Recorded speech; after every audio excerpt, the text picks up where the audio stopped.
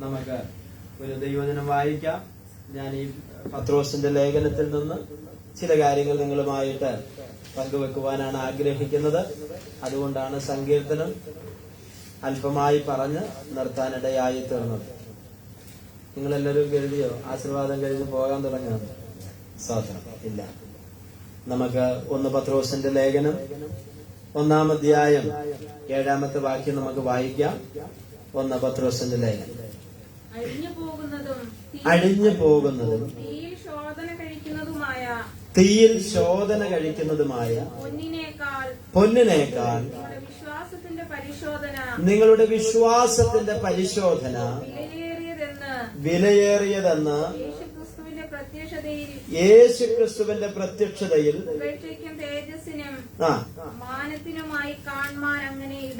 അങ്ങനെ ഇടവരും. വേദപുസ്തകത്തിലെ പ്രത്യേകിച്ച് പുതിയ നിയമത്തിലെ ഒഴിവാക്കാൻ പറ്റാത്തതും വളരെ പ്രാധാന്യമർഹിക്കുന്നതുമാകുന്ന ലേഖനങ്ങളാണ് 1 പത്രോസിന്റെ ലേഖനവും 2 പത്രോസിന്റെ ലേഖനവും. വളരെ അനുഗ്രഹിക്കപ്പെട്ട 2 ലേഖനങ്ങളാണ്. പ്രത്യേകാൽ യേശു കർത്താവിന്റെ കൂടെ നടന്ന 12 അപ്പോസ്തലന്മാരിൽ ഒരുവനാണ് ഈ പത്രോസ്. ഈ പത്രോസ് 2 ലേഖനങ്ങൾ ഏകദേശം AD 60-64 കാലഘട്ടത്തിൽ റോമൻ സാമ്രാജ്യം ഭരിച്ചുകൊണ്ടിരുന്ന നീറോ ചക്രവർത്തിയുടെ കാലഘട്ടത്തിലാണ് ഈ ലേഖനം എഴുതുവാനിടയായി തീർന്നത്. നമുക്കറിയാം, ആ കാലഘട്ടത്തിൽ ഉരുവായി വന്ന അല്ലെങ്കിൽ രൂപം കണ്ട സഭകളിലേക്ക് ചക്രവർത്തിമാർ വളരെ പ്രയാസങ്ങൾ സൃഷ്ടിക്കുവാനിടയായി തീർന്നു. അന്നുള്ള സഭകൾ പീഡയിൽ കൂടെയും ഒരുപാട് വെല്ലുവിളികൾ കൂടെയും ഒരുപാട് പ്രതിസന്ധികളിലൂടെയും ആ കാലഘട്ടത്തിൽ സഭകൾ നേരിടുവാനിടയായി തീർന്നിട്ടുണ്ട്. അങ്ങനെ ഈ പ്രതിസന്ധിയുടെ ഘട്ടത്തിൽ അവരെ ധൈര്യപ്പെടുത്തുവാനും അവരെ ശക്തീകരിക്കുവാനും വിശ്വാസത്തിൽ ഉറപ്പിക്കുവാനുമാണ് അപ്പോസ്തലനാകുന്ന പത്രോസ് ഈ 1-2 ലേഖനങ്ങൾ എഴുതുവാനിടയായി തീർന്നത്. ക്രിസ്തുവിന്റെ കഷ്ടാനുഭവങ്ങളെ മാതൃകയാക്കാൻ പത്രോസ് അവരെ ഓർപ്പിക്കുകയാണ്. ഈ സഭയിലേക്ക് ആമൻ എഴുതുമ്പോൾ നോക്കിക്കേ, 1-ാം അധ്യായത്തിന്റെ 2-ാമത്തെ വാക്യം ഒന്ന് വായിച്ചാട്ടെ, അല്ലെങ്കിൽ 1 മുതൽ തന്നെ വായിച്ചു. 1-ന്റെ 1 മുതൽ. യേശുക്രിസ്തുവിന്റെ അപ്പോസ്തലനായ പത്രോസ്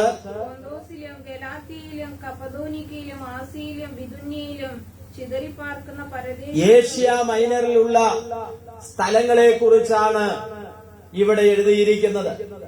അങ്ങനെ ഇവിടെ ഇപ്പോൾ നാം വായിച്ചു കേട്ടിട്ടുള്ള പൊന്തോസിലും ഗലാത്തിയയിലും കപ്പദോക്കിയയിലും ആസിയയിലും ബിദുന്യയിലും ചിതറിപ്പാർക്കുന്ന പരദേശികളും പിതാവായ ദൈവത്തിന്റെ മുന്നറിവിന് ഒത്തവണ്ണം ആത്മാവിന്റെ വിശുദ്ധീകരണം പ്രാപിച്ച് അനുസരണം കാണിപ്പാനും യേശുക്രിസ്തുവിന്റെ രക്തത്താൽ തളിക്കപ്പെടുവാനുമായി എഴുതുന്നത് നിങ്ങൾക്ക് കൃപയും സമാധാനവും വർദ്ധിക്കുമാറാകട്ടെ.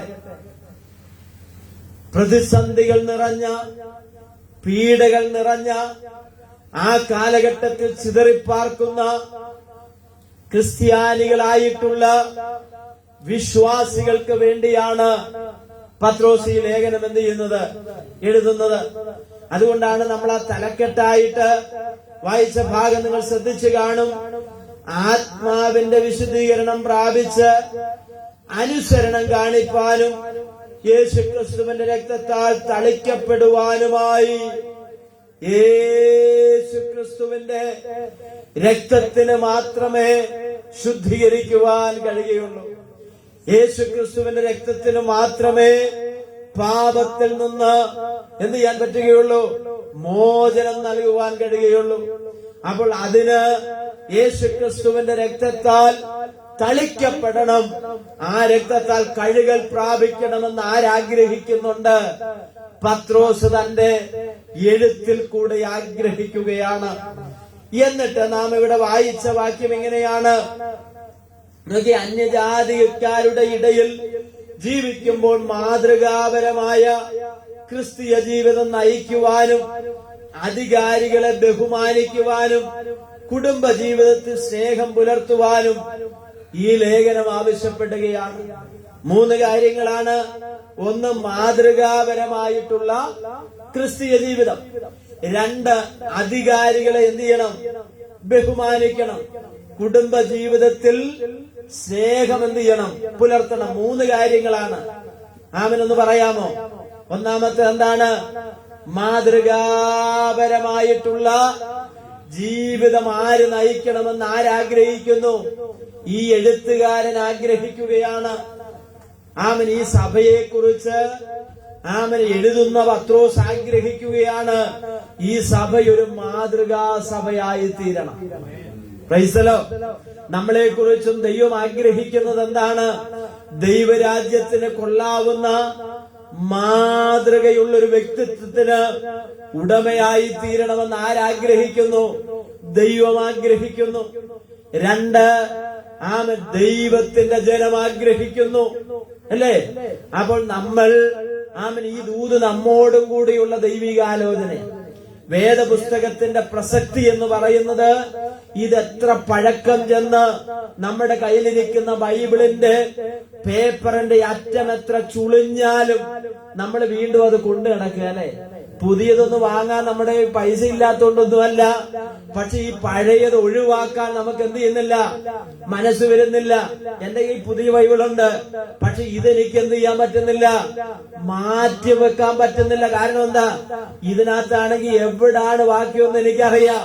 എന്താണെന്നറിയാം? നമ്മൾ സ്ഥിരമായി വായിക്കുകയും നോക്കുകയും പ്രിപ്പയർ ചെയ്യുകയൊക്കെ ചെയ്യുന്നതായതുകൊണ്ട് ഇതിനകത്ത് ഒത്തിരി വര നമ്മൾ ഇട്ടിട്ടുണ്ട്, വരച്ചിട്ടുണ്ട്, പേപ്പറുകൾ കീറിയിട്ടുണ്ട്. ഞാൻ പറഞ്ഞതിന്റെ കാര്യം, ഈ പുസ്തകം എത്ര പഴക്കം ചെന്ന് അതിന്റെ പേപ്പറുകൾക്ക് ചെളിപറ്റി അത് ചുളുങ്ങിയാലും ഇത് നമ്മോട് ഇടപെട്ടുകൊണ്ടിരിക്കും. എന്താ കാരണം എന്നറിയാമോ?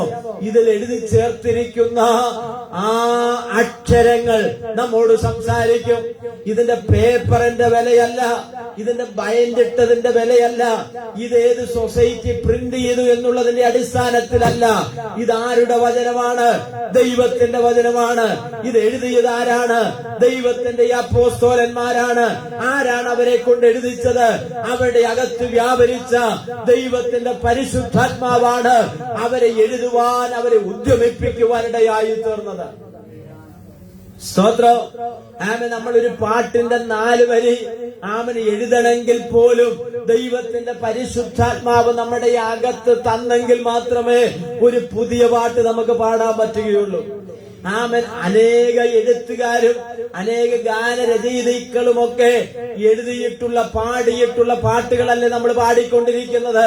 പക്ഷെ ഒരു പുതിയ പാട്ട് നമുക്ക് എഴുതണമെങ്കിൽ ദൈവത്തിന്റെ ആത്മാവ് നമ്മുടെ അകത്ത് എഴുതുവാൻ നമുക്ക് പ്രേരണ തന്നെങ്കിൽ മാത്രമേ നമുക്കത് എഴുതുവാൻ, അത് ട്യൂൺ ചെയ്യുവാൻ, അത് അനേകർക്ക് പ്രയോജനമുള്ളതായിട്ട് മാറുകയുള്ളൂ. സ്തോത്രം. ഞാൻ പറഞ്ഞതിന്റെ പത്രോസിന്റെ അകത്തുള്ള ദൈവത്തിന്റെ ആത്മാവ് തന്നെ കൊണ്ട് എഴുതിച്ചത് എന്തിനു വേണ്ടിയാണെന്നറിയാമോ? അന്നത്തെ കാലത്ത് AD 60-ലും 64-ലും ഉള്ള ജനത്തോട് മാത്രമല്ല, നൂറ്റാണ്ടുകൾ കഴിഞ്ഞിട്ടു ഇതെന്ത് ചെയ്തുകൊണ്ടിരിക്കുകയാണ്? നമ്മോട് സംസാരിച്ചു കൊണ്ടിരിക്കുകയാണ്. എന്താ കാരണം എന്നറിയാമോ? ഇത് ജീവിപ്പിക്കുന്ന ദൈവത്തിന്റെ വചനമാണ്. ഇത് ദൈവ നിശ്വാസ്യമായിട്ടുള്ള, വിശ്വാസയോഗ്യമായിട്ടുള്ള ദൈവത്തിന്റെ വചനമായതുകൊണ്ട് ഇത് നമ്മെ ബലപ്പെടുത്തുന്ന ദൈവിക വചനമാണ്. അപ്പൊ നോക്കിയേ, 1, മാതൃകാപരമായിട്ടുള്ള ജീവിതം കാഴ്ചവെക്കുവാൻ ആരാഗ്രഹിക്കുക? പത്രോസ് ആഗ്രഹിച്ച് ഇതെഴുതിയിരിക്കുകയാ. 2ാമത്തെ കാര്യം എന്ന് പറയുന്നത് അധികാരികളെ എന്ത് ചെയ്യണം? അനുസരിക്കണം. ഇല്ലേ? അധികാരികളെ അനുസരിക്കണം. നമ്മൾ പെന്തക്കോസുകാരായതുകൊണ്ട്, വേർപെട്ട ദൈവജനമായതുകൊണ്ട്, നമുക്ക് പ്രത്യേകിച്ച് പാർട്ടിയൊന്നും ഇല്ലാത്തത് കൊണ്ട് ഇവിടുത്തെ നിയമത്തെ ആമൻ അനുസരിക്കാതിരിക്കാൻ പറ്റൂ? നമ്മൾ ഈ ലോകത്തിൽ എന്ന് വരെ ജീവിക്കുന്നു, അന്ന് വരെ ഈ ലോകത്തിന്റെ നിയമങ്ങളെ നമ്മൾ അംഗീകരിച്ചേ പറ്റുകയുള്ളൂ. അല്ലേ? സ്തോത്രം. അങ്ങനെയാണെങ്കിൽ ദൈവത്തിന്റെ വചനം ഇവിടെ പറയുകയാണ്, അധികാരികളെ ബഹുമാനിക്കുവാനും അവരെ അനുസരിക്കുവാനും നമ്മൾ ആരാണ്? ബാധ്യസ്ഥരാണ്. സ്തോത്രം പറഞ്ഞാട്ടെ. ഹല്ലേലൂയ.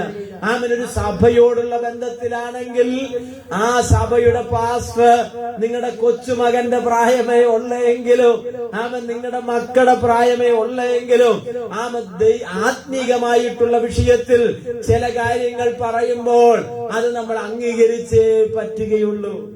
സ്തോത്രം. നമ്മൾ അനുസരിച്ചേ പറ്റുകയുള്ളൂ. പല കാര്യങ്ങളും നമുക്ക് ഒരുപക്ഷെ ഇഷ്ടമില്ലാത്തതായിരിക്കാം, ചില കാര്യങ്ങൾ നമുക്ക് അംഗീകരിക്കാൻ പറ്റാത്തതായിരിക്കാം. പക്ഷേ ഒരു സമൂഹത്തിൽ, ഒരു സൊസൈറ്റിയിൽ, ഒരു പ്രസ്ഥാനത്തിൽ ഞാൻ ഉൾപ്പെട്ട് നിൽക്കുമ്പോൾ അത് അംഗീകരിച്ചേ പറ്റുകയുള്ളൂ. സ്തോത്രം. അതൊരു സഭയിലുള്ള അംഗങ്ങളും കുടുംബങ്ങളും അത് അംഗീകരിച്ചേ പറ്റുകയുള്ളൂ. 50 പേരുണ്ട്, അതിൽ 49 പേരും അംഗീകരിക്കുന്നവരാണ്. ഒറ്റയൊരാൾക്ക് വേണ്ടി സഭയുടെ നിയമങ്ങൾ മാറ്റാൻ പറ്റൂ? സ്തോത്രം. പറ്റത്തില്ല.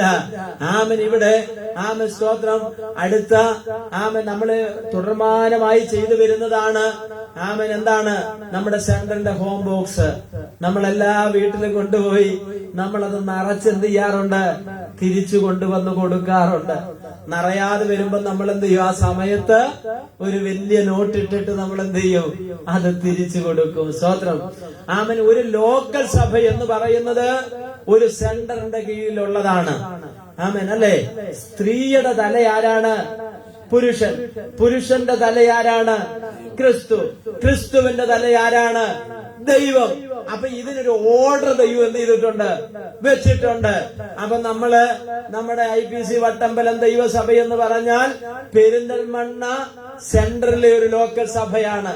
ബാക്കി ഇതുപോലുള്ള ദൈവദാസന്മാരും ചെറുതും വലുതുമായിട്ടുള്ള കൂട്ടായ്മകൾ നമ്മുടെ സെന്ററിലുണ്ട്. ആ സെന്ററിലുള്ള എല്ലാ സഭകളും അംഗീകരിക്കുന്നത് പോലെ വട്ടമ്പലം സഭയും എന്ത് ചെയ്യണം? അംഗീകരിച്ചേ പറ്റുകയുള്ളൂ. അപ്പൊ ലോക്കൽ സഭ ഏതിന്റെ കീഴിലാണ്? സെന്ററിന്റെ കീഴിലാണ്. സെന്റർ ഏതിന്റെ കീഴിലാണ്? IPC കേരള സ്റ്റേറ്റിന്റെ കീഴിലാണ്.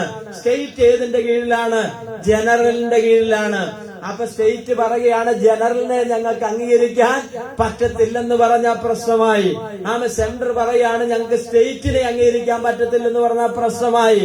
ലോക്കൽ സഭ പറയുകയാണ് സെന്ററിന്റെ തീരുമാനങ്ങളെ ഞങ്ങൾക്ക് അംഗീകരിക്കാൻ പറ്റത്തില്ലെന്ന് പറഞ്ഞാൽ അത് പ്രശ്നമാണ്. ചിലർക്കൊക്കെ കത്തുന്നുണ്ട്, ചിലർക്കൊക്കെ മനസ്സിലാകുന്നുണ്ടെന്ന് എനിക്ക് മനസ്സിലാകുന്നുണ്ട്. ഞാനിത് പറഞ്ഞതിന്റെ താല്പര്യം എന്തെന്ന് ചോദിച്ചാൽ സെന്ററിന്റെ തീരുമാനങ്ങൾ ചിലത് നമ്മുടെ സഭ ലോക്കൽ സഭകളെ അറിയിക്കുമ്പോൾ ആ ലോക്കൽ സഭകളും അതെന്ത് ചെയ്യണം? അംഗീകരിച്ച് പറ്റുകയുള്ളൂ. നമുക്ക് അംഗീകരിക്കാൻ പറ്റാത്തയൊന്നും എന്ത് ചെയ്യത്തില്ല, പറയത്തില്ല. ചെറിയ ചെറിയ കാര്യങ്ങളിലൊക്കെ ഉള്ളൂ. അത് ലോക്കൽ സഭ അംഗീകരിക്കണം. ഇനി അത് വിശദമായിട്ട് നിങ്ങൾക്ക് അറിയണമെങ്കിൽ ഇത് ഞാനൊരു മറയിട്ടാണ് പറഞ്ഞിരിക്കുന്നത്.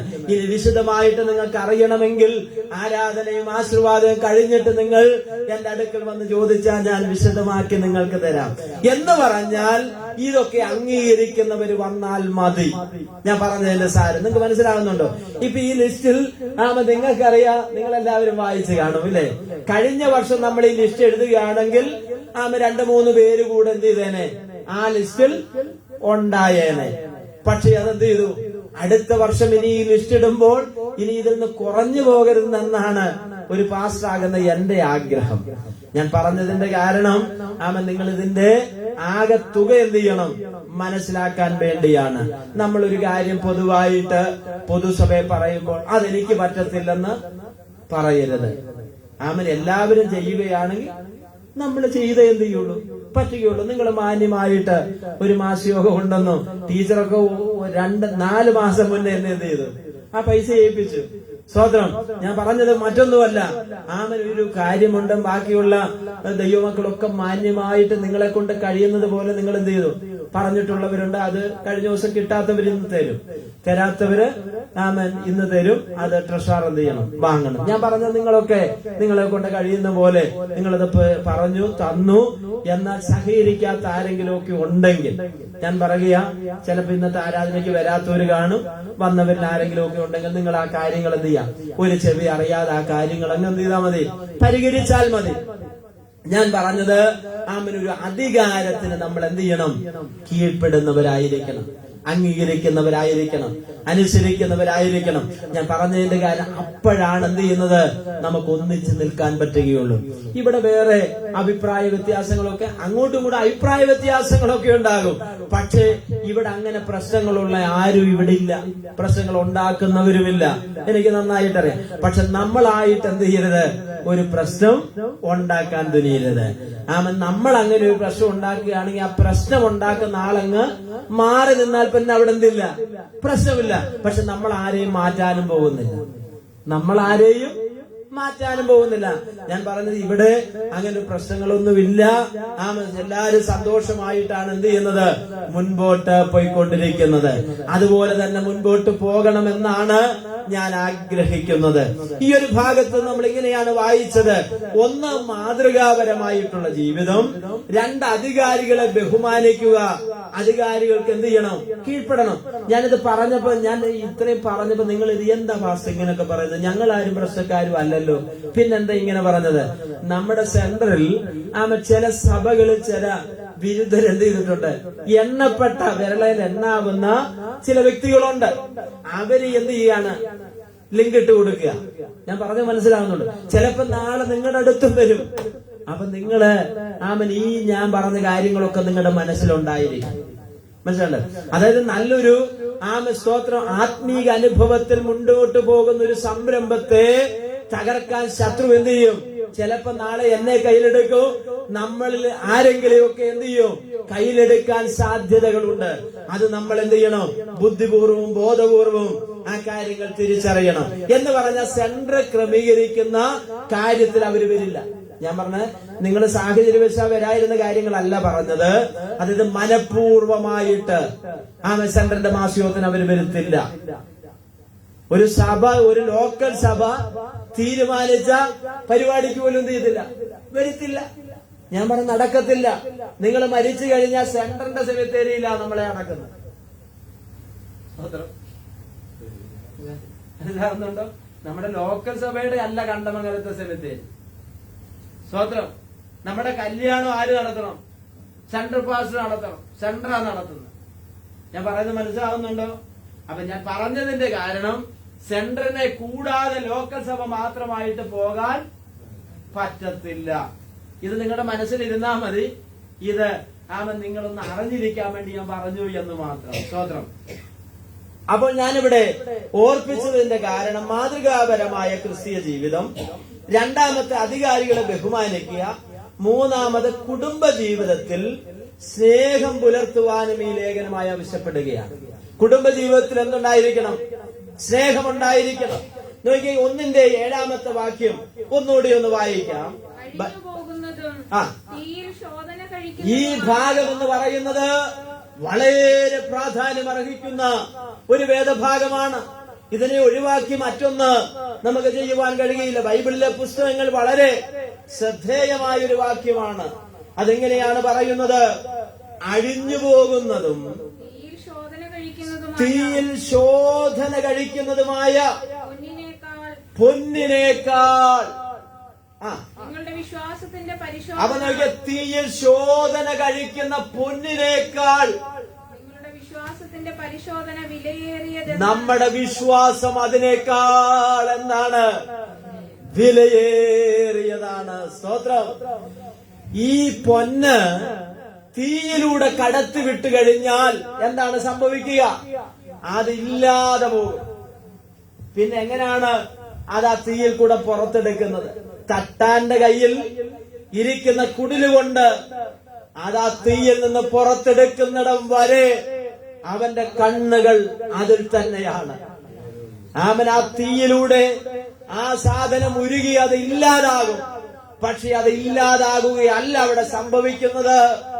മറിച്ച് തന്റെ കണ്ണുകൾ വളരെ ശ്രദ്ധാപൂർവം മറ്റു ചുറ്റുപാടുകളിൽ നടക്കുന്നതൊന്നും തനിക്ക് പ്രശ്നമല്ല. കാരണം എന്തെന്നറിയാമോ? വിലപ്പെട്ട പൊന്നിവിടെ തീയിൽ എന്ത് ചെയ്യുകയാണ്? അതിനകത്തുള്ള കീടങ്ങളെയെല്ലാം പുറത്താക്കി നല്ലൊരു തങ്കക്കട്ടയാക്കി അതിനെ പുറത്തു കൊണ്ടുവരുവാൻ അതിന്റെ മേൽ ആര് ശ്രദ്ധാപൂർവം നോക്കിക്കൊണ്ടിരിക്കുക? ഒരു തട്ടാൻ നോക്കിക്കൊണ്ടിരിക്കുകയാണ്. സ്തോത്രം. ആ സ്വർണം ഉരുകി അത് കത്തിക്കുന്ന ഉമിയിലോ ചിരട്ടയുടെ കണലിലോ അത് ഇല്ലാതെ പോകാൻ വേണ്ടിയല്ല, മറിച്ച് ആ തീയിൽ കൂടി അത് പുറത്തെടുത്ത് അത് കൊടുത്തിട്ടുള്ള ഉടമസ്ഥന്റെ ഇഷ്ടത്തിനനുസരിച്ച് അതിനെ രൂപപ്പെടുത്തി അത് മനോഹരമായ ഒരു മോതിരമോ വളയോ കമ്മലോ ഏതൊക്കെ അവരാവശ്യപ്പെടുന്നത് അതാക്കി മാറ്റുവാൻ വേണ്ടിയിട്ടാണ്. ഞാൻ പറഞ്ഞത് നിങ്ങൾക്ക് മനസ്സിലാകുന്നുണ്ടോ? ഇവിടെ പറയുകയാണ്, അഴിഞ്ഞു പോകുന്നതും തീയിൽ ശോധന കഴിക്കുന്നതുമായ പൊന്നിനേക്കാൾ നിങ്ങളുടെ വിശ്വാസത്തിന്റെ പരിശോധന. അപ്പോൾ നമ്മുടെ ക്രിസ്തീയ ജീവിതത്തിൽ എന്തുണ്ട്? പരിശോധനയുണ്ട്. ആമേൻ. പലരും സാധാരണ പറയുന്നത് നമ്മൾ ഓരോരുത്തരും കേൾക്കാറുണ്ട്, എന്താണ്? ദൈവം എന്നെ പരീക്ഷിക്കുകയാണ്. ദൈവം നമ്മളെ പരീക്ഷിക്കുകയല്ല. വീണ്ടും ഞാൻ ആവർത്തിച്ച് പറയുകയാണ്, ദൈവം നമ്മളെ എന്ത് ചെയ്യുകയാണ്? പരിശോധിക്കുകയാണ്. മനസ്സിലായ ദൈവമക്കൾ ഒരു സ്തോത്രം പറഞ്ഞാട്ട്. ദൈവം നമ്മളെ പരീക്ഷിക്കുകയല്ല, മറിച്ച് പ്രത്യുത ദൈവം നമ്മളെ പരിശോധിക്കുകയാണ്. ഒരു പരിശോധകൻ. ഞാൻ സാധാരണ പറഞ്ഞിട്ടുള്ളതുപോലെ ഒരു ഡോക്ടർ അടുക്കൽ ഒരു രോഗി ചെല്ലുമ്പോൾ ആ ഡോക്ടർ എന്ത് ചെയ്യാണ്? രോഗി പറയുന്നതെല്ലാം ശ്രദ്ധാപൂർവം എന്ത് ചെയ്യും? കേൾക്കും. കേൾക്കുക മാത്രമല്ല, തന്റെ കയ്യിലിരിക്കുന്ന ആ സ്റ്റെതസ്കോപ്പ് കൊണ്ട് തന്റെ നെഞ്ചത്തും തന്റെ പുറത്തുമൊക്കെ വെച്ച് എന്ത് ചെയ്യാണ്? ശ്വാസം നന്നായി വലിച്ചുവിടാൻ പറയുകയാണ്, തിരിഞ്ഞിരിക്കാൻ പറയുകയാണ്, അങ്ങോട്ടിരിക്കാൻ പറയുന്നു, കിടക്കാൻ പറയുന്നു, കമന്ന് കിടക്കാൻ പറയുന്നു. എന്ന് പറഞ്ഞാൽ ഈ രോഗിയുടെ പ്രശ്നം എന്താണെന്ന് ആര് പരിശോധിക്കുക? ഡോക്ടർ പരിശോധിച്ച് അദ്ദേഹത്തിന്റെ പരിശോധനയിൽ എന്തെങ്കിലുമൊക്കെ സംശയമുണ്ടെങ്കിൽ പറയൂ. കുറച്ച് ബ്ലഡ് എഴുതി തരും ടെസ്റ്റ് ചെയ്യാൻ വേണ്ടി, കുറച്ച് മറ്റുള്ള സ്കാനിങ്ങിന് എഴുതി തരും എന്ന് വേണ്ട ഒരു ലിസ്റ്റുമായിട്ട് അതത് സ്ഥാനത്ത് എന്ന് അതെല്ലാം പരിശോധിച്ചു കഴിയുമ്പോൾ ഇപ്പോഴത്തെ ആ വ്യക്തിയുടെ ശരീരത്തിന്റെ നില എന്ത് ചെയ്യാൻ പറ്റും? മനസ്സിലാക്കാൻ വേണ്ടി പറ്റും.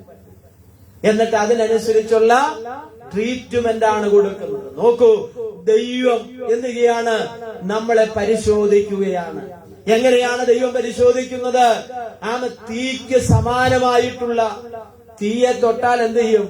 പൊള്ളും. നമ്മുടെ കൊച്ചു കുഞ്ഞുങ്ങൾ നമ്മുടെ സ്കറിയാച്ചാന്റെ അവിടുത്തെ സേറക്കുട്ടിയെ പോലുള്ള ചെറിയ കുഞ്ഞുങ്ങൾക്കൊന്നും അവർക്കൊക്കെ വിളക്ക് കാണുമ്പോൾ ഭയങ്കര സന്തോഷം അല്ലേ? മെഴുകുതിരി കത്തിച്ച് കാണുമ്പോൾ, തീ കാണുമ്പോൾ അവരെന്ത് ചെയ്യും? അതേ ചെന്ന് തൊടും. നമ്മൾ പറയും തൊടരുത്, തൊടരുത്. നിങ്ങളൊക്കെ ചെറുപ്പത്തിൽ തീയെ തൊട്ട് പൊള്ളിയിട്ടില്ലേ? പൊള്ളിയിട്ടില്ലേ? ഉണ്ട്. സ്വതന്ത്രം. അപ്പൊ നോക്കിയേ, സഹിക്കാൻ വയ്യാതാവുമ്പോ പേരൻസ് പറയും, എന്നാ പിന്നെ നീ തൊടാൻ പറയും. തൊട്ട് കഴിയുമ്പോ എന്ത് ചെയ്യും? ആ തൊട്ടതിനേക്കാൾ സ്പീഡിൽ എന്ത് ചെയ്യും? കൈവലിക്കും. എന്ന് പറഞ്ഞാൽ ഒരു മനുഷ്യന്റെ ശരീരം കൊണ്ട് അതിനെ എന്ത് ചെയ്യാൻ പറ്റില്ല? ടച്ച് ചെയ്യാൻ പറ്റത്തില്ല. അതിന്റെ വിവരം, അതിന്റെ സ്വഭാവം എന്ത് ചെയ്യും? നമ്മുടെ ശരീരത്തെ പെട്ടെന്ന് എന്ത് ചെയ്യും? വേദനിപ്പിക്കുവാനിടയായിത്തീരും. ഇങ്ങനെ ഈ തീക്ക് സമാനമായിട്ടുള്ള പ്രതിസന്ധിയുടെ നടുവിൽ കൂടെ കടന്നു പോകുമ്പോൾ അത് നമ്മളെ ഇല്ലാതാക്കാൻ വേണ്ടിയല്ല, നമുക്കത് മാറ്റികൂട്ടാൻ വേണ്ടി ദൈവം ഒരുക്കിയിട്ടുള്ള ഒരു ഇടക്കമേറിയ വഴിയാണത്. സ്തോത്രം. അത് സാമ്പത്തിക തകർച്ചയുണ്ടാകാം, രോഗങ്ങൾ കടന്നു വരാം, മറ്റുള്ള മാനസികമായിട്ടുള്ള പ്രശ്നങ്ങൾ ഉണ്ടാകാം, മറ്റു വെല്ലുവിളികൾ ഉണ്ടാകാം, ഒത്തിരി ഒത്തിരി പ്രതിസന്ധികൾ ഇങ്ങനെ കടന്നു വരുമ്പോൾ അതിൽ നമ്മൾ ഇല്ലാതെ പോകുകയില്ല. അതിന്റെ നടുവിൽ ദൈവം എന്ത് ചെയ്യും? വരണ്ട നിലത്ത് നിന്ന് വേർ മുളയ്ക്കുന്ന പോലെ യേശുക്രിസ്തുവിനെ പറ്റി യെശയ്യാ പ്രവചനത്തിൽ പറയുകയാണ്, വരണ്ട നിലത്ത് നിന്ന് വേര് മുളയ്ക്കുന്നത് പോലെ ദൈവം എന്ത് ചെയ്യും? മുളപ്പിക്കുന്ന ദൈവമാണ്.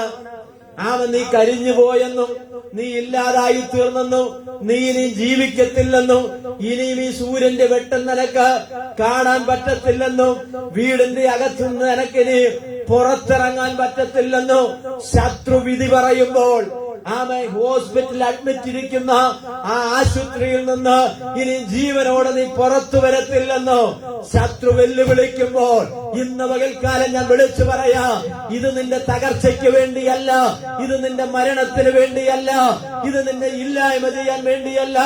ദൈവം നിന്നെ പണിതുകൊണ്ടിരിക്കുകയാണ്. ഒരാശാരിയുടെ കയ്യിലിരിക്കുന്ന രൂപഭംഗിയില്ലാത്ത ഒരു മരക്കഷ്ണം കൊടുത്തു കഴിഞ്ഞാൽ അവൻ അതിനെ രൂപമുള്ളതാക്കി തീർക്കും, അതിനെ ഭംഗിയുള്ളതാക്കി തീർക്കും, അതിനെ മനോഹാരിത വരുത്തും, അത് കാണാൻ കൊള്ളാവുന്നതാക്കി തീർക്കും. എന്നതുപോലെ ദൈവം നമ്മളെ എന്ത് ചെയ്യാണ്? രൂപപ്പെടുത്തുകയാണ്. ദൈവം നമ്മളെ എന്ത് ചെയ്യാണ്? ഒരുക്കിയെടുക്കുകയാണ്.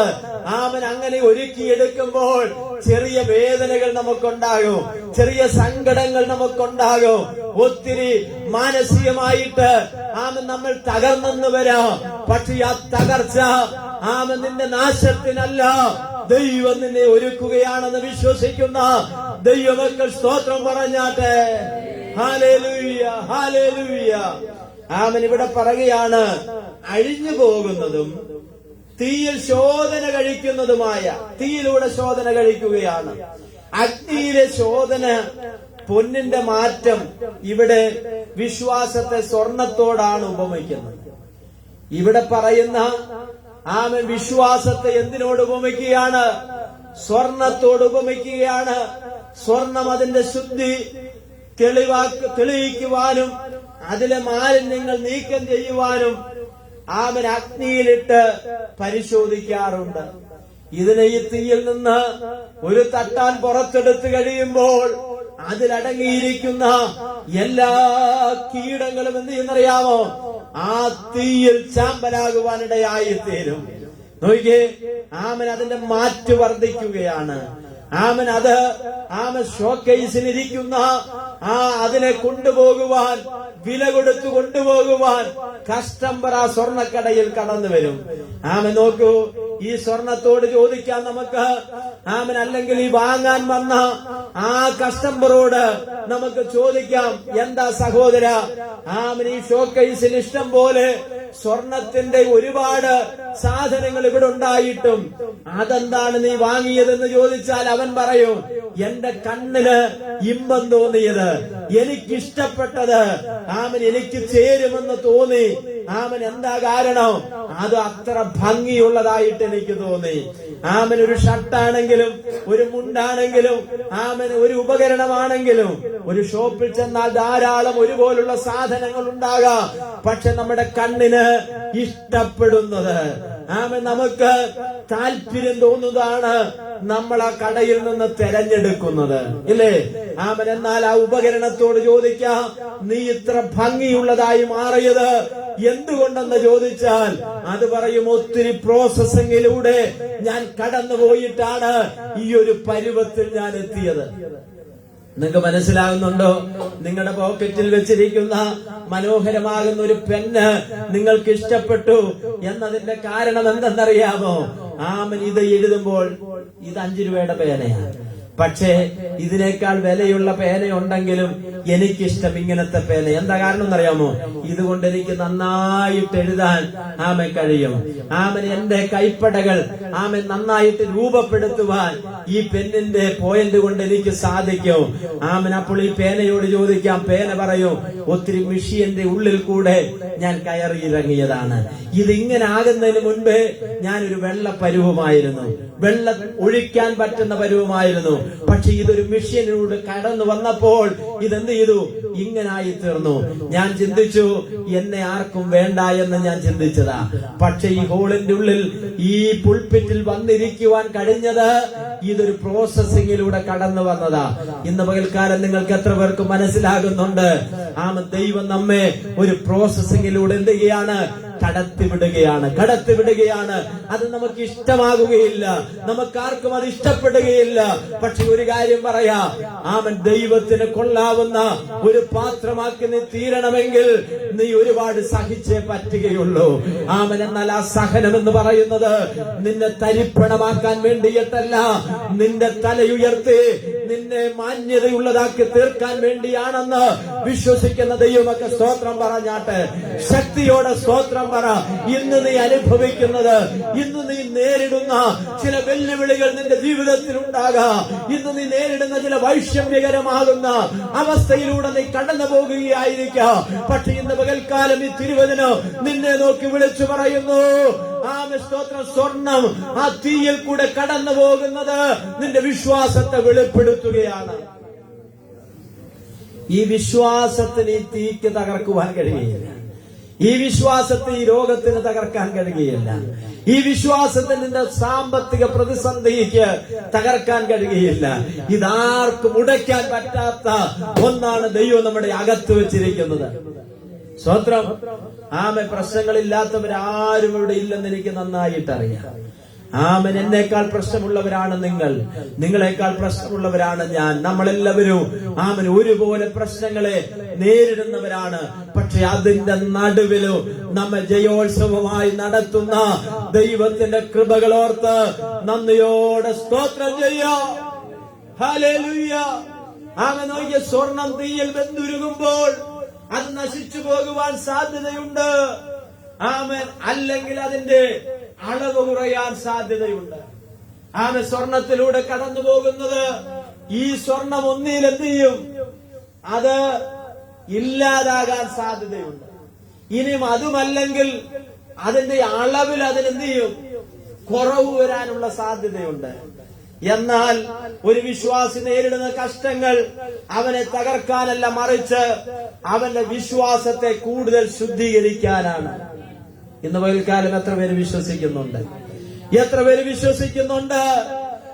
ഇതെന്റെ ശുദ്ധീകരണത്തിന് വേണ്ടിയാണ്, ഇതെന്റെ വിശുദ്ധീകരണത്തിന് വേണ്ടിയാണ്, ഇതെന്നെ ദൈവത്തോടൊരു പടി കൂടി അടുപ്പിക്കുവാൻ വേണ്ടിയാണെന്ന് ആര് വിശ്വസിക്കുന്നു? Price the Lord. ഹല്ലേലൂയ. ദൈവത്തോട് അടുപ്പിക്കുവാൻ വേണ്ടിയാണ്. നമ്മൾ നേരിടുന്ന പ്രതിസന്ധികൾ, കഷ്ടപ്പാടുകൾ, ദൈവത്തിന്റെ മുൻപിൽ നമ്മുടെ വിശ്വാസം എത്രത്തോളം ആത്മാർത്ഥമാണെന്ന് തെളിയിക്കുവാനുള്ള അഗ്നിശോധനകളാണ്. ഇയ്യോബിന്റെ പുസ്തകം ഒന്ന് എടുത്താട്ടെ. ഞാൻ ഇവിടെ നിർത്തുക. ഇയ്യോബിന്റെ പുസ്തകം എടുത്താട്ടെ. 23-ന്റെ 10-ാമത്തെ വാക്യം ഒന്ന് വായിച്ചാട്ടെ. 23-ന്റെ 10-ാമത്തെ വാക്യം. എന്നാൽ ഞാൻ നടക്കുന്ന വഴി അവൻ അറിയുന്നു,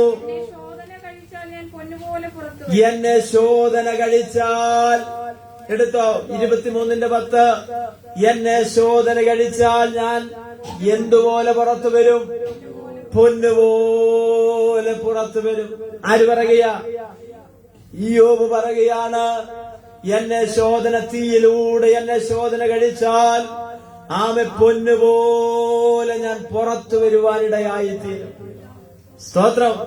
അപ്പോൾ ഒരു ദൈവ പൈതലന്റെ പ്രശ്നങ്ങളും പ്രതികൂലങ്ങളും പ്രതിസന്ധികളും ഇയ്യോബ് പറയുന്നത് പോലെ തീയിലൂടെ എന്ത് ചെയ്യാണ്? ഒരു പൊന്നിനെ പുറത്തു കൊണ്ടുവരുന്നതിന് സമാനമാണ്. പൊന്നിനേക്കാൾ വിലയേറിയ വിശ്വാസം. പൊന്ന് ഏറ്റവും വിലയുള്ളതാണ്. നമുക്കറിയാതെ ഇപ്പൊ സ്വർണത്തിന്റെ വില ഏറ്റവും കൂടി നിൽക്കുന്ന സമയം. സ്തോത്രം. ആമേൻ. പണ്ടൊക്കെ വാങ്ങി വെച്ചിട്ടുള്ളവരൊക്കെ വിറ്റെന്ത് ചെയ്തു? കാശ് വാങ്ങി, ഇല്ലേ? ഏകദേശം 1.25 ലക്ഷം രൂപയുടെ മേളിൽ എന്ത് ചെയ്ത്? ഇപ്പൊ ചിലർ ആലോചിക്കുന്നുണ്ട്, അല്ലെ, കുറെ ഉണ്ടായിരുന്നെങ്കിൽ വിൽക്കാമായിരുന്നു. സ്തോത്രം. ഞാൻ പറഞ്ഞതിന്റെ താല്പര്യം ഇതാണ്. നോക്കിയേ, പൊന്നിനേക്കാൾ. അപ്പം 1 ഗ്രാം, 1 പവൻ എന്ന് പറയുന്നത് എത്ര ഗ്രാമാ? 8 ഗ്രാം. നിങ്ങൾ ഉപയോഗിക്കുന്നില്ലെങ്കിലും കണക്കൊക്കെ നിങ്ങൾക്ക് നന്നായിട്ട് അറിയാതെ. സ്തോത്രം. അപ്പൊ നോക്കിയേ, 8 ഗ്രാം കൂടുന്നതാണ് 1 പവൻ. 1 ഗ്രാം എന്ന് പറഞ്ഞാൽ എത്രയുണ്ട്? 8 ഗ്രാം. 8 ഗ്രാം എന്ന് പറഞ്ഞാൽ 8 ഗ്രാം, അല്ലേ? അത്രയുണ്ട്. നോക്കിയേ, അത് കൊണ്ടുപോയി കൊടുത്താലും 10, 30,000, 40,000 കിട്ടും ഇപ്പത്തെ വില. അപ്പൊ ഞാൻ പറഞ്ഞത്, ഇവിടെ പറയുകയാണ്, പൊന്നിനേക്കാൾ വിലയേറിയതാണ് നമ്മുടെ വിശ്വാസം. സ്തോത്രം. പിന്നെ നമ്മൾ ഇതിനൊന്നും വലിയ പ്രസക്തി കൊടുക്കാത്ത ചിലവരൊക്കെ മറച്ചു വെക്കാൻ തുടങ്ങി. പാസ്റ്ററിനെയും പേര് വിളിച്ചു പറഞ്ഞു. ഞാൻ പേരൊന്നും പറയത്തില്ല. സ്തോത്രം. ധൈര്യമായിട്ട് എതിരെ നമുക്ക് എന്ത് ചെയ്യാം? ഒരു പിടിച്ചു പറിക്കാരും എന്ത് ചെയ്യത്തില്ല. ഒരു ടീച്ചർ നമ്മളെ കണ്ടാൽ അവര് മാറിപ്പോകും. കാരണം എന്താ? അടുത്തൂടെ വന്നിട്ട് ഒരു കാര്യം, നിങ്ങൾ ഈ സോഷ്യൽ മീഡിയയിൽ കൂടെ ഒക്കെ കാണുന്നില്ലേ, ചെറുപ്പക്കാര് ബൈക്കേൽ ഇങ്ങനെ വന്നിട്ട് ചാടി ഇറങ്ങി പറിച്ചുകൊണ്ട് എന്ത് ചെയ്യുന്നു? ഇട്ടൊരു സ്വർഗത്തിൽ പോകത്തില്ലെന്നും പോകുമെന്നും ഞാൻ പറയുന്നു. അത് നിങ്ങൾക്ക് വിട്. നിങ്ങൾ കണ്ടിട്ടുണ്ടോ പള്ളിയിലെ കന്യാസ്ത്രീകളെ? അവരുടെ ഏത് കാത കുത്തിയിട്ടുണ്ട്? അവരേത് പൊട്ട ഇട്ടിട്ടുള്ള? സ്വർണ്ണം ഇടാറുണ്ടോ?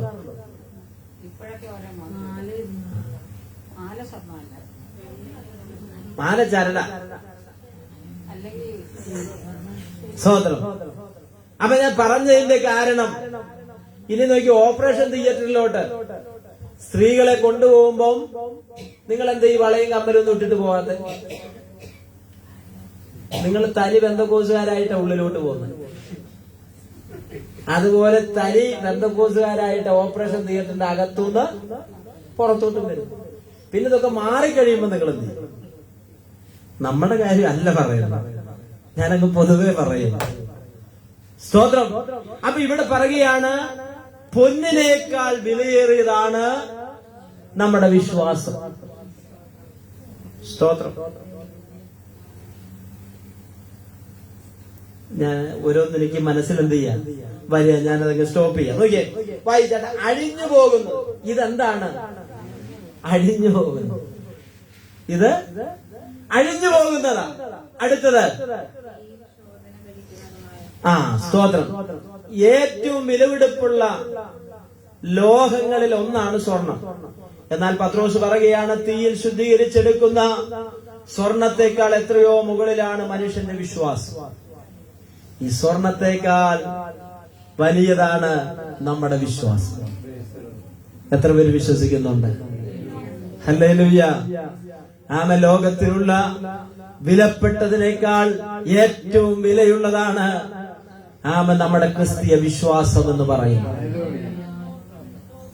ഈ സ്വർണം ഇട്ടവരെയൊന്നും പിശാചിന് വിഷയമൊന്നുമില്ല. പക്ഷെ ഈ വിശ്വാസമുള്ളവരെ പിശാചിന് പ്രശ്നം. നിങ്ങൾക്ക് മനസ്സിലാവുന്നുണ്ടോ? നിങ്ങൾ വിലപിടിപ്പുള്ള ഒരു ഷർട്ടോ പാന്റോ, നിങ്ങളെ കയ്യെ കെട്ട വാച്ചോ, ഇതൊന്നും അവന് പ്രശ്നമല്ല. നിങ്ങൾ യാത്ര ചെയ്യുന്ന വീടോ, വാഹനമോ, താമസിക്കുന്ന വീടോ, വിലപ്പെട്ടതൊന്നും ആർക്ക് പ്രശ്നമല്ല. പിശാചിന് പ്രശ്നമല്ല. പിശാചിന്റെ പ്രശ്നം എന്ന് പറയുന്നത് നിന്റെ അകത്തുള്ള ക്രിസ്തീയ വിശ്വാസമാണ്. സ്തോത്രം. Praise the lord. ആമേൻ. ഇനി ഒരു കാര്യം കൂടി ഞാൻ കൂട്ടത്തിലങ്ങ് പറയാം. എന്നാൽ ചിലതൊക്കെ ചില പോരാട്ടങ്ങളുണ്ട്. നിങ്ങളുടെ പ്രിയ അമ്മയ്ക്കൊക്കെ അറിയാം. അമ്മ ഒരു ബിനു എന്ന് പറയുന്ന ഒരു പ്രവാചകനുണ്ട്. ഞങ്ങൾ രണ്ടുപേരും കൂടി ഒരു വീട്ടില് ഒരു പിശാചിനെ ഇറക്കാം. അപ്പൊ നിങ്ങൾ അടുത്ത് കേൾക്കാനിരിക്കുന്ന പിശാചി ഞങ്ങൾ ഓടിച്ചു എന്നാണ്. ഓടിച്ചില്ല. ആ വീട്ടിലെ സ്ത്രീക്കാണ് എന്ത് ചെയ്ത് പോരാട്ടം അടങ്ങിയത്. അപ്പൊ അങ്ങനെ ഇങ്ങോട്ടേ സ്വർണ്ണം ഇട്ടൊരു തമ്മി പറയാതെ ഇങ്ങോട്ട് നോക്കാൻ, നിങ്ങളെ ശ്രദ്ധിക്കാൻ വേണ്ടി അത് പറയുന്നത്. അപ്പൊ പിശാചിളകി. സത്യം പറയുക, പിശാചിളകി. പിശാച് ഈ ദൈവാസനാണെങ്കിൽ ഇഷ്ടം പോലെ പിശാചിനെ ഇറക്കം നടത്തി ഞാൻ പോയിട്ടുണ്ട്. പക്ഷെ ഇത് ഇളകി മറിഞ്ഞ് തിരിയാന്നല്ലാതെ ഈ പോരാട്ടം എന്ത് ചെയ്യുന്നില്ല, പോകുന്നില്ല. അപ്പൊ പുള്ളിയുടെ അകത്ത് ദൈവാത്മാവ് വീണ്ടും പ്രാർത്ഥിച്ചു പറഞ്ഞു, അമ്മാമ്മയോട് മാല അഴിച്ച് മാറ്റാൻ പറയാൻ. അമ്മാമ്മയോട് പറയാൻ പറ്റൂ, വണ്ടിക്കൂലി കിട്ടത്തില്ലെന്നല്ലോ. പക്ഷെ പുള്ളി പറഞ്ഞു, ഈ മാല, ഈ ഇട്ടിരിക്കുന്ന സാധനം അഴിച്ചു മാറ്റിയാൽ ഈ സംഭവം തീരും. ഞാൻ പറഞ്ഞ അതൊരു ഉദാഹരണം പറയാ, സംഭവിച്ചൊരു കാര്യം പറയാ. അവര് തീരുമാനമെടുത്തു, ആ സംഭവം അഴിച്ചു മാറ്റി, പിശാച് തീരും. ഞാൻ പറയുന്നത്, ചില പോരാട്ടങ്ങളൊക്കെ അഴിയണമെങ്കിൽ നമ്മൾ നിസ്സാരമെന്ന് ചിന്തിക്കുന്ന പല കാര്യത്തിലും അവൻ എന്ത് ചെയ്യുന്നത്, അവകാശം പറയാം. കറക്റ്റ്. യോശുവയുടെ മുഷിഞ്ഞ വസ്ത്രത്തിൽ അവൻ എന്ത് ചെയ്തു? ബാധിച്ചു. അവകാശം പറഞ്ഞു. നമ്മുടെ കുടുംബത്തിൽ, നമ്മുടെ വ്യക്തിപരമാകുന്ന ജീവിതത്തിൽ അവൻ അവകാശം പറയാനുള്ളത് എന്താണെന്ന് ഞാനും നിങ്ങളും എന്ത് ചെയ്യണം? അല്ലാതെ ഞാൻ വന്ന് തലയെ പിടിച്ച് കുലുക്കിയാലൊന്നും അത് അഴിയത്തില്ല. സ്തോത്രം. ആമൻ. ഇന്ന് പകൽക്കാലം ഞാൻ പറയാം, നമ്മളാണ് ചിലതൊക്കെ മാറ്റേണ്ടത്. നമ്മളാണ് ചിലതൊക്കെ തിരിച്ചറിയേണ്ടത്. ആമൻ. നമ്മളത് മനസ്സിലാക്കി ബോധപൂർവം പിശാചിനെ ഈ ചില ചില ആൾക്കാര് ഈ മീനിന്റെ വാല് കൊണ്ട് അടിച്ചാ പോവും. പൂച്ചയെ മീനിന്റെ വാല് കൊണ്ട് അടിച്ചാ പോവും. അത് വീണ്ടും വീണ്ടും തിരിഞ്ഞേക്കും. സ്വത്രം. ഒരിക്കലും ഒരു മനുഷ്യൻ എന്ത് ചെയ്തു? വീട് വിറ്റു. വിറ്റപ്പോൾ എന്താ സംഭവിച്ചെന്നറിയാമോ? ഈ എഗ്രിമെന്റ് രജിസ്റ്റർ ചെയ്യുന്ന സമയത്ത് വിറ്റ ആള് പറഞ്ഞു, നിങ്ങൾ ഇങ്ങോട്ട്, നിങ്ങൾക്ക് എന്താ പ്രശ്നം? ആർക്കും പ്രശ്നമൊന്നുമില്ല. അപ്പൊ എഴുതിയപ്പം അവര് ഈ മനുഷ്യൻ വിറ്റ ആള് പറഞ്ഞു ഒരു ആണി അടിക്കാനുള്ള, ടീച്ചർ കേട്ടിട്ടുണ്ട്, ഒരു ആണി അടിക്കാനുള്ള സ്ഥലം തന്നെ. അപ്പൊ ഈ കൊടുത്ത ആളെ എത്തിച്ച് ഒരു ആണി അടിക്കാനുള്ള സ്ഥലമില്ല. അതിനിപ്പോ എന്താ വിഷയം? അപ്പൊ അങ്ങനെ രജിസ്റ്റർ ചെയ്തു. പിറ്റേ ദിവസം കൊണ്ട് പുള്ളി ഒരു കോമ്പല മീനുമായിട്ട് വാങ്ങി. അപ്പൊ വീട്ടുകാർ ചോദിച്ചു, എനിക്ക് ആണി അടിക്കാനൊരു സ്ഥലം ചോദിച്ചില്ല, അവിടോട്ട് തൂക്കാനാണ്. വീടിന്റെ അകത്താ ആണി അടിച്ചു വെച്ചിരിക്കുന്നത്, തൂക്കാൻ. 2 ദിവസം കഴിഞ്ഞ പുള്ളി വേറെയും കുറച്ച് ചീഞ്ഞ സാധനം ചെയ്തു. ചുരുക്കി പറഞ്ഞ ഈ വീട്ടുകാർ പുറത്തിറങ്ങേണ്ട എന്താ കാരണം? എന്തടിക്കാനാ സ്ഥലം കൊടുത്ത്? ആണി അടിക്കാൻ. സ്തോത്രം. മനസ്സിലാവുന്നുണ്ടോ? മനസ്സിലായവർക്കായി സ്തോത്രം, മനസ്സിലാകാത്തവർക്കുമായി സ്തോത്രം. അപ്പൊ ഇവിടെ പറയുകയാണ്, നോക്കിയേ. ആമേൻ. സ്തോത്രം. എന്താ നമ്മൾ വായിച്ചത്? ആ വാക്യം ഒന്നുകൂടി വായിച്ചാട്ടെ. അഴിഞ്ഞു പോകുന്നതും തീയിൽ ശോധന കഴിക്കുന്നതുമായ പൊന്നിനേക്കാൾ നിങ്ങളുടെ വിശ്വാസത്തിന്റെ പരിശോധന വിലയേറിയതെന്ന് യേശുക്രിസ്തുവിന്റെ പ്രത്യക്ഷതയിൽ പുകഴ്ചയ്ക്കും തേജസ്സിനും മാനത്തിനുമായി കാണാൻ അങ്ങനെ ഇടവരും. അവനെ ഞങ്ങൾ കണ്ടിട്ടില്ലെങ്കിലും സ്നേഹിക്കുന്നു. ഇപ്പോൾ കാണാതെ വിശ്വസിച്ചതുകൊണ്ട് നിങ്ങളുടെ വിശ്വാസത്തിന്റെ വായിച്ചാട്ടെ ആത്മരക്ഷ പ്രാപിക്കുകയും പറഞ്ഞു തീരാത്തതും മഹിമയുള്ളതുമായ സന്തോഷത്തോടെ ആനന്ദിക്കുകയും ചെയ്യുന്നു. അടുത്തത്, നിങ്ങൾക്ക് വരുവാനിരിക്കുന്ന കൃപയെ കുറിച്ച് നോക്കിയേ. സ്തോത്രം. എത്ര അനുഗ്രഹിക്കപ്പെട്ട ഒരനുഭവത്തെ കുറിച്ചാണ് ഇവിടെ പറയുന്നത്. ആമൻ അഴിഞ്ഞു പോകുന്നതിനെ കൊണ്ടല്ല, ആമൻ അഴിയാത്തതിനെ കൊണ്ട്. ആമൻ നമ്മൾ കണ്ടിട്ടുള്ളതല്ല, കാണാത്തതിനെ നമ്മൾ എന്ത് ചെയ്യാണ്? വിശ്വാസത്താൽ കാണുകയാണ്. നമ്മുടെ കണ്ണുകൾ നമുക്ക് ദൈവസന്നിധിയിൽ അടയ്ക്കാം. ആമേ. പത്രോസ് അപ്പോസ്തലൻ, ആമേ, നീറോ ചക്രവർത്തിയുടെ കാലത്ത് വിശ്വാസ സമൂഹം ഒരുപാട് പീഡയിൽ കൂടെയും പ്രതിസന്ധിയിൽ കൂടെയും കടന്നുപോയി. ആ സമയത്ത് ആമേ വിശ്വാസത്തിൽ അവരെ നിലനിർത്തുവാനും അവരെ വിശ്വാസത്തിൽ ഉറപ്പിക്കുവാനും അവരെ ബോധ്യപ്പെടുത്തുവാനും വേണ്ടി ഈ ലേഖനങ്ങൾ എഴുതുവാനിടയായി തീർന്നു. മാതൃകാപരമായിട്ടുള്ള ക്രിസ്തീയ ജീവിതം, അധികാരത്തിന് കീഴ്പ്പെടുക, കുടുംബജീവിതത്തിൽ സ്നേഹത്തോടെ മുന്നോട്ട് പോകുക എന്നുള്ള 3 കാര്യങ്ങൾ ഇതിനകത്ത് അന്തർലീനമായിരിക്കുന്നു. ഇന്ന് പകൽക്കാലം നമ്മെ കേൾപ്പിച്ച ദൈവത്തിന്റെ വചനം നമ്മെ തന്നെ സമർപ്പിച്ചു കൊടുക്കാം. കർത്താവേ, ഇന്ന് പകൽക്കാലം ഞാനൊരു തീരുമാനമെടുക്കുകയാണ്. ഇന്ന് പകൽക്കാലം എന്നെ കേൾപ്പിച്ച വചനത്തിന്റെ മുൻപിൽ ഞാൻ എന്നെ തന്നെ സമർപ്പിക്കുകയാണ്. അതെനിക്ക് അനുഗ്രഹമായി തീരണം. ശത്രുവായ പിശാച് എന്റെ കുടുംബത്തെ വാദിക്കുന്ന വാതുകെട്ടുന്ന ഏത് വിഷയമാണെന്ന് ഈ ദിവസങ്ങളിൽ തിരിച്ചറിയുവാൻ എന്റെ മനസ്സിനെയും എന്റെ ആത്മാവിനെയും അങ്ങ് ഉണർത്തണമെന്ന് ദൈവസന്നിധിയിൽ പ്രാർത്ഥിച്ചാട്ടെ. ശത്രു നിന്റെ കുടുംബത്തോട് പോരാടുന്ന, വാദിക്കുന്ന ചില അന്യായ ബന്ധനങ്ങൾ ഉണ്ടെങ്കിൽ ഇന്ന് പകൽക്കാലം അത് തിരിച്ചറിയുവാൻ വേണ്ടി കഴിയട്ടെ. ആ ബന്ധനങ്ങളിൽ നിന്ന് രക്ഷപ്പെടണമെങ്കിൽ എന്ത് ചെയ്യണമെന്നുള്ളത് തിരുവചനം നമ്മെ പഠിപ്പിക്കുകയാണ്. അങ്ങനെ ആ ബന്ധനങ്ങളിൽ നിന്ന് സ്വാതന്ത്ര്യം പ്രാപിക്കുവാൻ കഴിയും. ഇന്ന് പകൽക്കാലം കർത്താവിന്റെ സന്നിധിയിൽ നമ്മെ തന്നെ ഒന്ന് ഏൽപ്പിച്ചു കൊടുക്കുക. സത്യം അറിയുകയും സത്യം നിങ്ങളെ സ്വതന്ത്രമാക്കുകയും ചെയ്യും. സത്യം അറിയുകയും ആ സത്യം നമ്മളെ സ്വതന്ത്രമാക്കുന്ന ദൈവത്തിന്റെ സാന്നിധ്യം ഇന്ന് പകൽക്കാലം നമ്മുടെ നടുവിൽ ഉള്ളതോർത്ത് നമ്മുടെ കരങ്ങൾ ഉയർത്തി ഒരു നിമിഷം എല്ലാവരും സ്തോത്രം ചെയ്താട്ടെ. ഈ തിരുവചനത്തെ മർദ്ദലിക്കുകയല്ല. കർത്താവേ, ഇന്ന് പകൽക്കാലം എന്നോടങ്ങ് സംസാരിച്ചല്ലോ, ഇന്ന് പകൽക്കാലം എന്നോടങ്ങ് ഇടപെട്ടല്ലോ. അങ്ങയുടെ തിരുകൃപയോർത്ത് അവിടുന്ന് നന്ദി പറയുകയാണ്. അങ്ങയുടെ വചനത്തിനായി ഞങ്ങൾ സ്തോത്രം ചെയ്യുകയാണ്. ഇതെന്റെ കുടുംബത്തിന് അനുഗ്രഹമാകട്ടെ, ഇതെന്റെ തലമുറയ്ക്ക് അനുഗ്രഹമാകട്ടെ, ഇതെന്റെ സഭയ്ക്ക് അനുഗ്രഹമായി തീരട്ടെ. ഹല്ലേലൂയ. നമ്മുടെ കണ്ണുകളുടെ ചാട്ട് കേൾക്കപ്പെട്ട തിരുവചനത്തെ ഓർത്ത് സമർപ്പിച്ച് ഈ സമയത്ത് നമ്മൾ എല്ലാവരും പ്രാർത്ഥിക്കുമ്പോൾ ജോമോൻ ദൈവസന്നിധാനത്തിൽ ചുരുക്കമായി പ്രാർത്ഥിക്കും. ഹല്ലേലൂയ. സ്തോത്രം.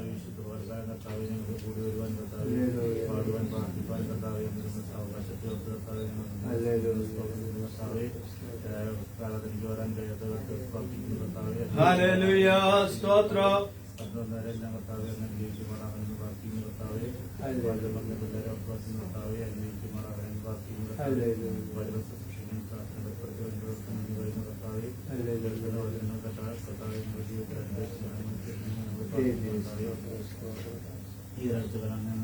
ഹല്ലേലൂയ.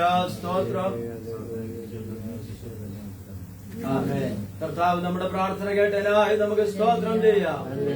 പിതാവായ ദൈവത്തിന്റെ സ്നേഹവും പുത്രനാകുന്ന യേശു കർത്താവിന്റെ കൃപയും പരിശുദ്ധാത്മാവിന്റെ കൂട്ടായ്മയും നാം ഓർത്ത് പ്രാർത്ഥിച്ച എല്ലാ വിഷയങ്ങളോടും കടന്നു വന്ന ദൈവമക്കളോടും എല്ലാവരോടും കൂടെ കർത്താവിന്റെ രണ്ടാമത്തെ വരവിലെയും ഇന്നു മുതൽ നാളും ഉണ്ടായിരിക്കുമാറാകട്ടെ. അറക്കപ്പെട്ട കുഞ്ഞാടിന് മഹത്വം. Hallelujah, hallelujah, hallelujah. ദൈവം നമ്മെ അനുഗ്രഹിക്കട്ടെ. ഈ വരുന്ന 30